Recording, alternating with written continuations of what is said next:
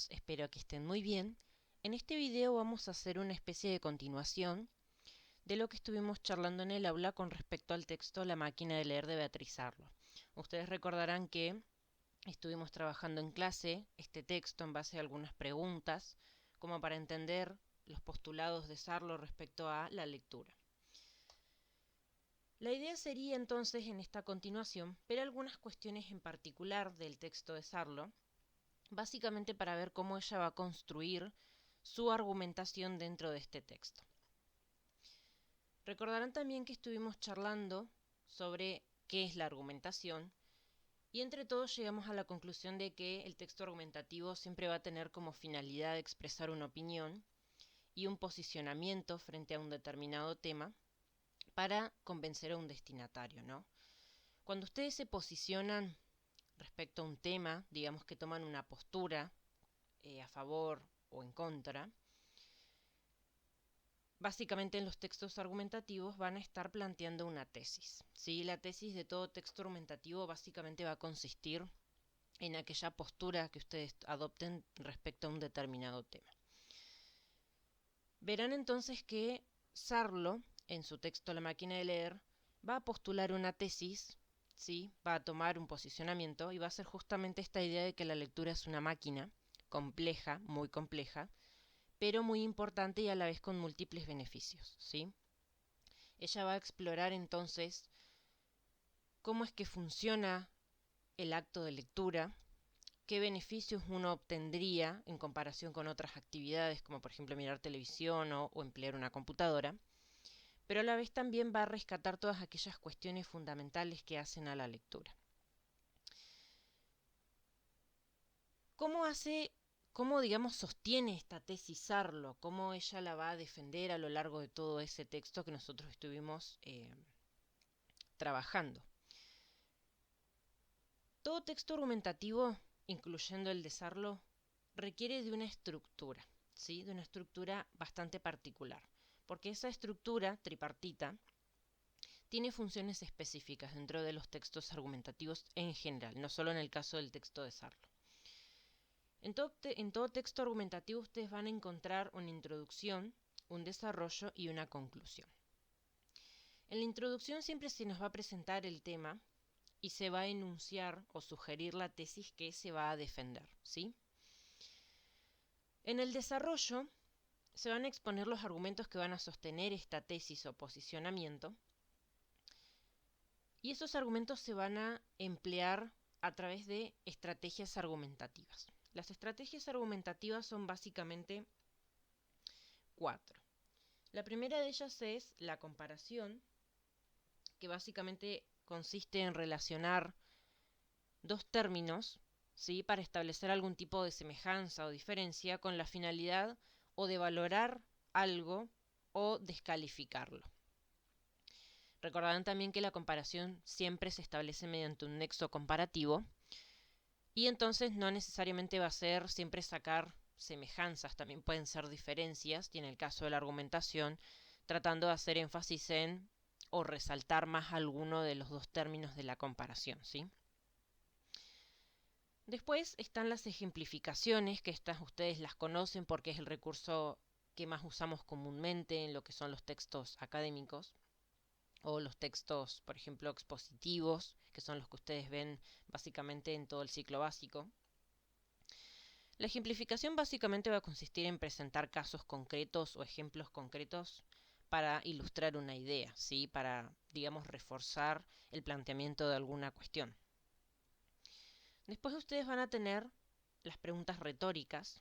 Las preguntas retóricas básicamente son esas preguntas que no tienen respuesta inmediata en el mismo texto, porque o la respuesta está obvia, ¿sí? En la misma pregunta, o porque se busca generar una especie de reflexión en los lectores y también inducirlos a una respuesta determinada o particular.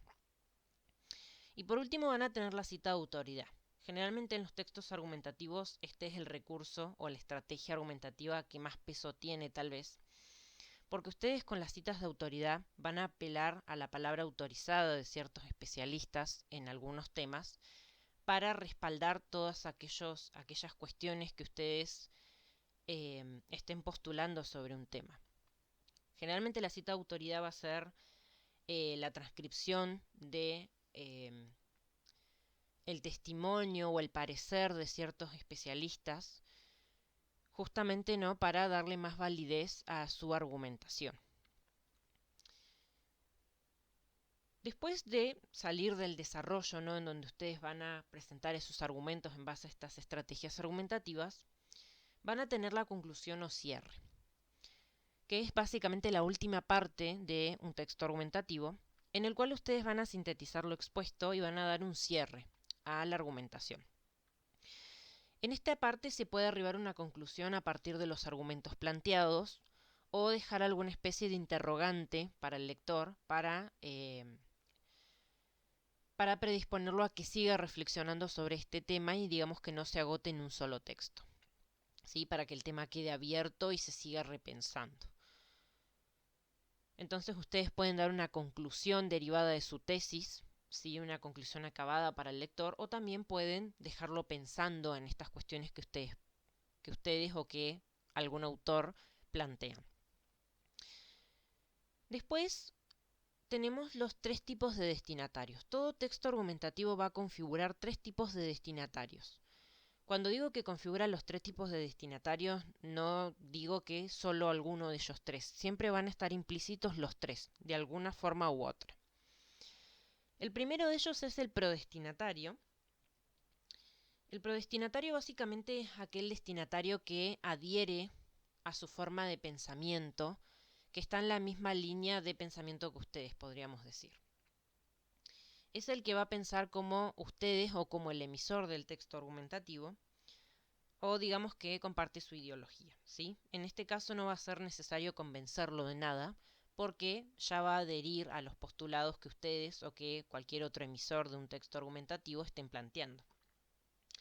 Después va a estar el paradestinatario, que es aquel que no tiene una opinión muy formada, diríamos nosotros que es el que permanece neutro, ¿sí?, neutral, no tiene un posicionamiento frente a un determinado tema. Entonces, la argumentación va a apuntar directamente a tratar de que adhiera a la tesis o a la forma de pensamiento que se está planteando o a las ideas que se están planteando y digamos que generar, ¿no?, esta especie de adhesión a este punto de vista. Y después va a estar el siempre polémico contradestinatario, ¿no? Porque necesariamente siempre en todo posicionamiento va a haber alguien que no concuerde. Entonces el contradestinatario básicamente va a ser aquel que piensa diferente, que tiene una opinión muy contraria o muy deliberadamente opuesta, y ustedes van a tener que apuntar a tratar de convencerlo, ¿sí?, reforzando la argumentación, porque piensen ustedes que un contradestinatario necesariamente va a tratar de refutar aquellos argumentos que se presenten o a tratar de encontrar las fallas en el sistema de argumentación de los argumentos que ustedes o cualquier emisor planteen. Entonces, es necesario siempre reforzar, sobre todo para este tipo de destinatario, y apuntar a convencerlo, ¿sí?, a que logre una adhesión de pensamiento y concuerde con la postura del emisor de un texto argumentativo. No solo están los tres tipos de destinatarios implícitos en todo texto argumentativo, sino que también los textos argumentativos, por ser textos fuertemente subjetivos, van a construir lingüísticamente al emisor, ¿sí?, digamos a esa persona que está tratando de defender su posicionamiento frente a un tema. ¿Cómo se va a construir lingüísticamente al emisor? Se lo va a construir básicamente a través de marcadores de opinión. Los marcadores de opinión serían básicamente tres recursos en particular, ¿sí? Primero, como todo texto subjetivo, el empleo de la primera persona gramatical o muchas veces la tercera del plural, algo así como el nosotros inclusivo, no en el sentido por ahí más político de la palabra, inclusivo en el sentido de que se incorpora en cierta forma a todos los destinatarios, se se los uniformiza de alguna forma y se los hace partícipes o se apela directamente, incluyéndolos respecto al tema sobre el que se está hablando, ¿no? Después van a tener la inclusión de los verbos de opinión, ¿sí? Del tipo yo opino, yo creo, yo planteo, ¿sí? Este tipo de verbos no va a aparecer en abundancia, por ahí está bueno aclararlo, no es que van a estar constantemente ocupando, digamos, no van a tener un gran predominio, pero sí es verdad que van a aparecer en determinadas partes del texto, como para marcar esta cuestión del planteo del posicionamiento. Pero sí está bueno saber que no hay que excederse en el uso de este tipo de verbos. Y después van a aparecer los famosos subjetivemas, ¿sí? Los subjetivemas son adjetivos, sustantivos, adverbios, que van a expresar la postura del emisor frente a determinadas cuestiones, ¿sí? Van a expresar una valoración, no es lo mismo decir tal cosa es bella a decir es bellísima, ¿sí? Hay como un exceso de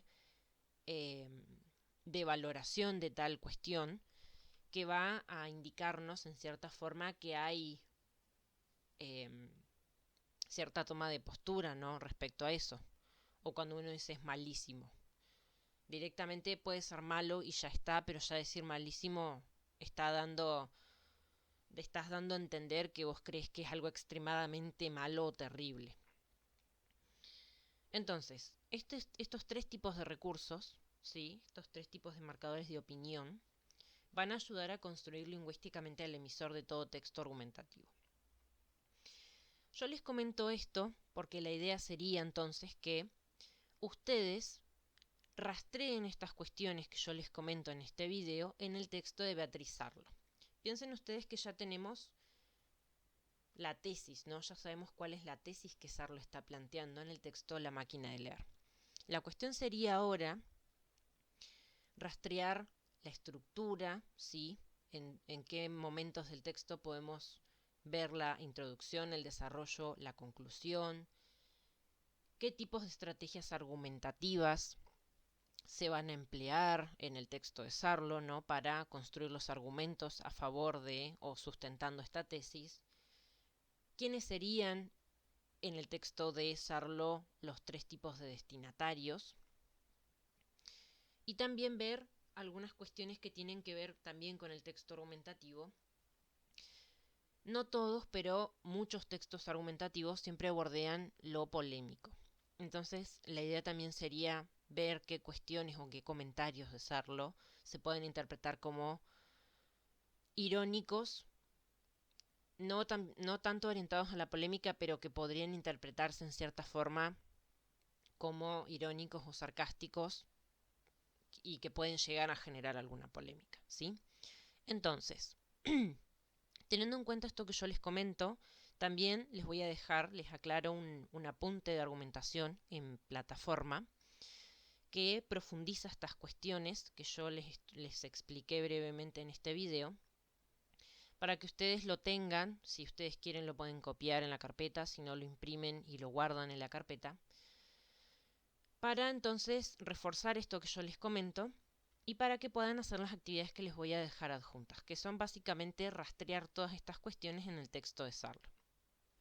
Así que, cualquier duda o consulta que tengan pueden usar el foro, la mensajería, y la idea sería que ustedes, con el texto de Sarlo en mano, rastreen las cuestiones que yo les voy a indicar en las consignas que les voy a dejar adjuntas y que podamos discutirlos en la próxima clase para tratar de darle un cierre al texto de Sarlo y también para poder terminar de ver cómo es que ella construye, ¿no?, toda esa argumentación en torno a esta tesis de la máquina de leer, ¿sí?